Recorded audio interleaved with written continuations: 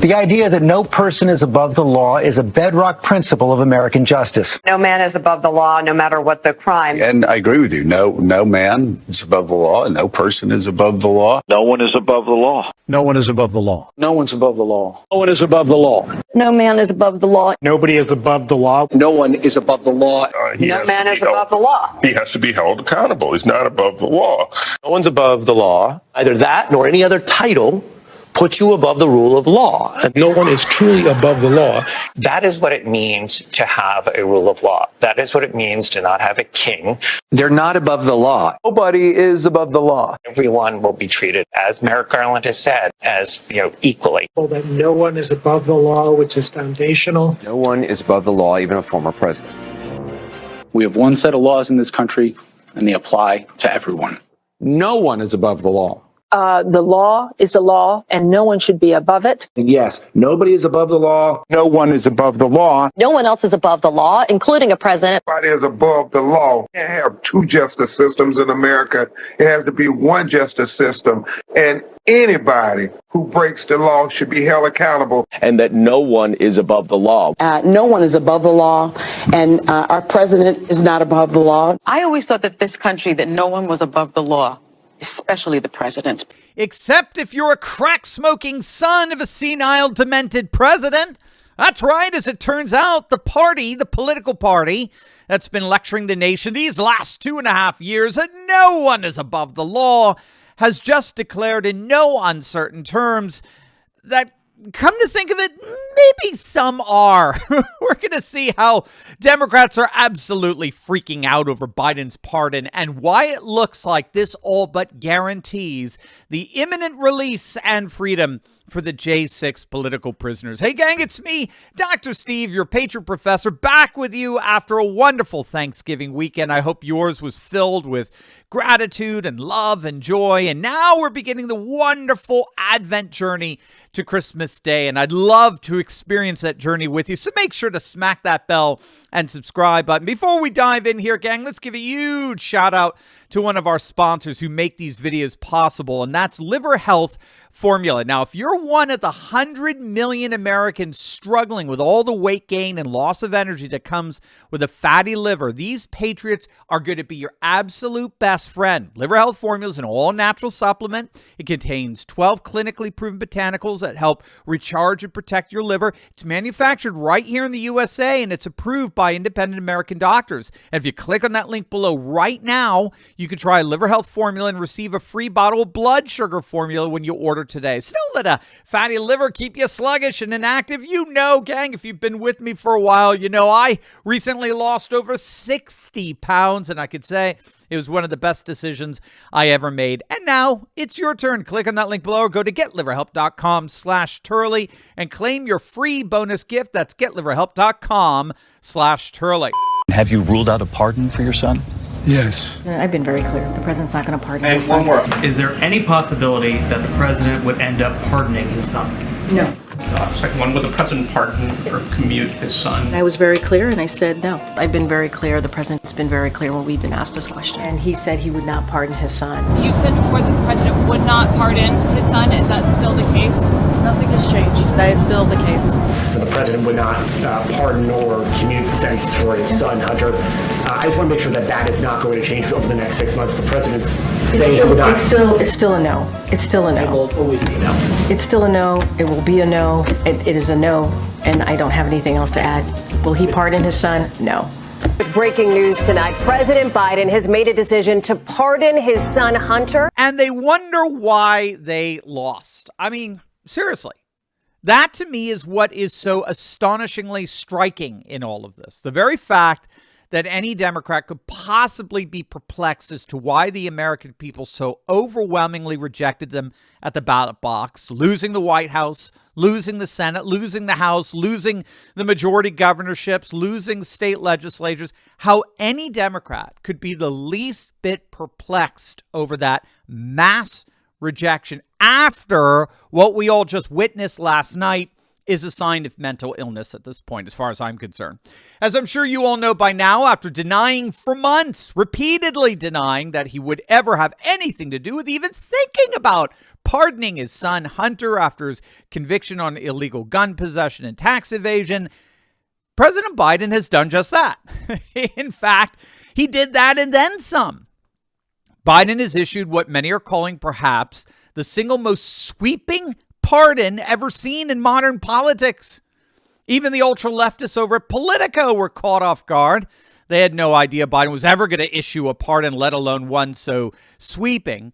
Hunter has been pardoned of all crimes, get this, all crimes he may have committed between the dates of January 1st of 2014 to December 1st of 2024. Now, why January 1st of 2014, you might ask? Well, that was the year, interestingly enough, of the Maidan Revolution in Ukraine.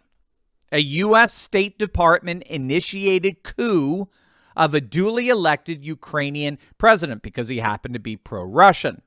Well, that coup led directly to the crisis in Ukraine that we are facing today. It's bringing us to the brink of freaking nuclear war. So interestingly enough, that happened in 2014.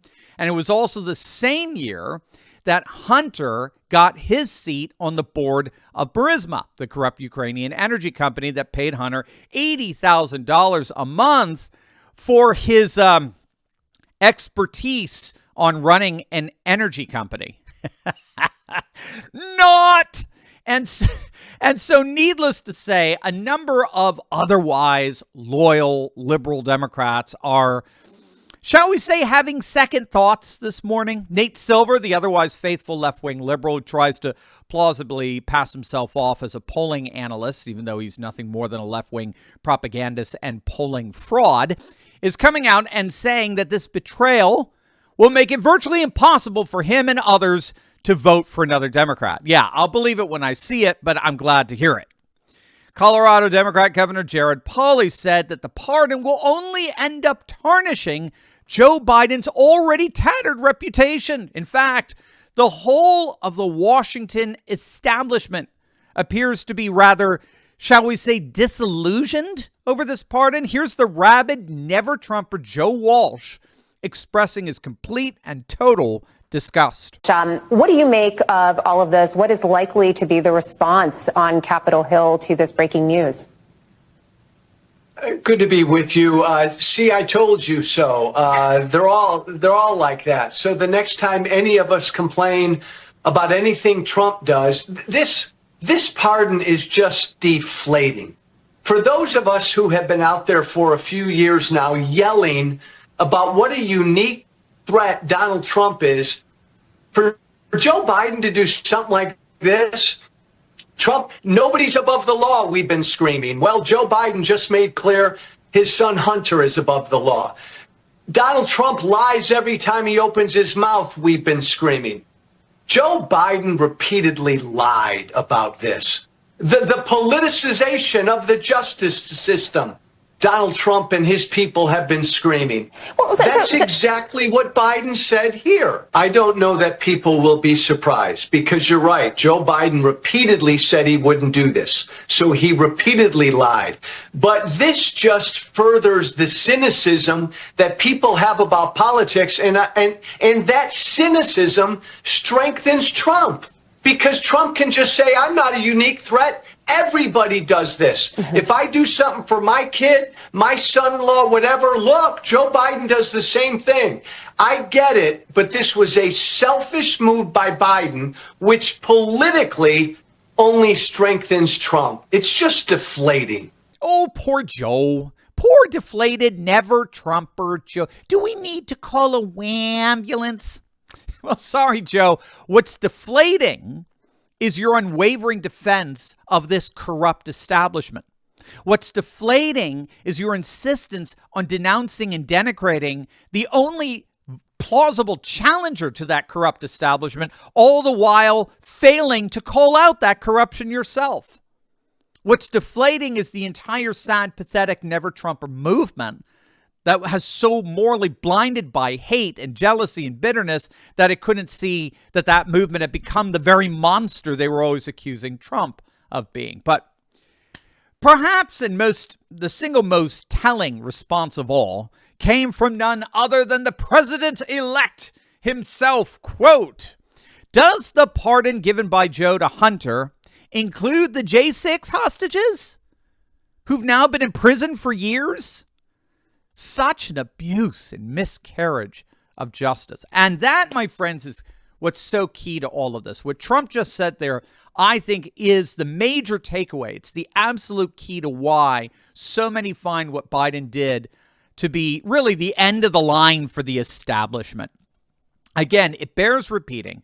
This is the political party. This is the Washington establishment that has been lecturing this nation for the last 2.5 years that no one is above the law. The reason why J6 protesters are rotting in prison right now, the reason why Mar-a-Lago was raided, the reason why President Trump was indicted and charged with dozens of felonies is for all the nation to be assured that we are a nation of laws, and in a nation of laws, no one, not even a former president, is above the law. But as it turns out, tens of millions of Americans are learning today that that was the Democrats' read my lips moment. That was the Democrats' read my lips moment. The law does indeed have two tiers.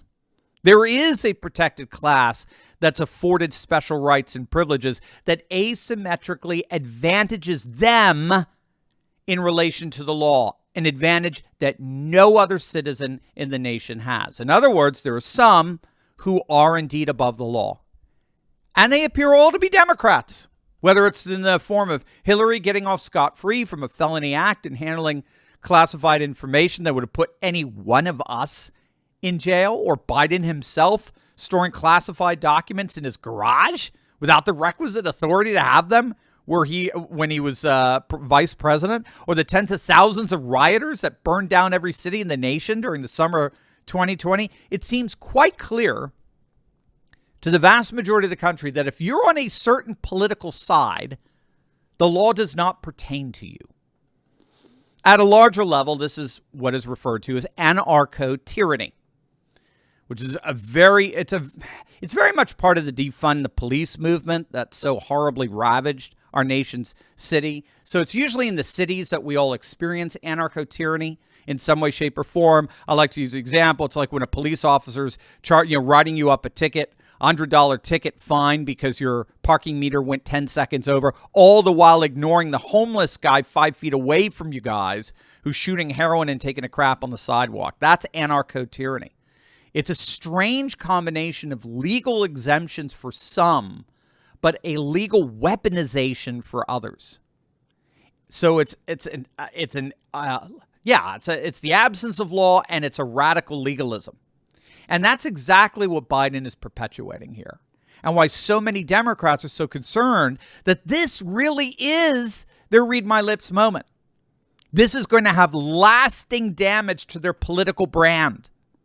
So not only do I think that Biden's pardoning of Hunter is sort of the political green light that Trump needed to pardon all the J6 prisoners, giving him the political cover he needed to do that, but it also represents, I think, the end of any plausible appeal that any Democrat can make to the nation, that they somehow have some moral high ground when it comes to the rule of law. We've always known that such an appeal was absolute nonsense, but the Democrats needed to do something that convinced the vast majority of the nation of that. They needed to obviously and overtly and explicitly and visually step in it, so as to make such an appeal, this moral high ground appeal, widely recognized as patently absurd. And that's the gift that bumbling Biden just gave to us, in my opinion.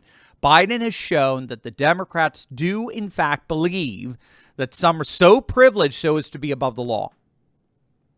That misstep will not just free a number of political prisoners on January 20th, it may even mark the end of a political party as well.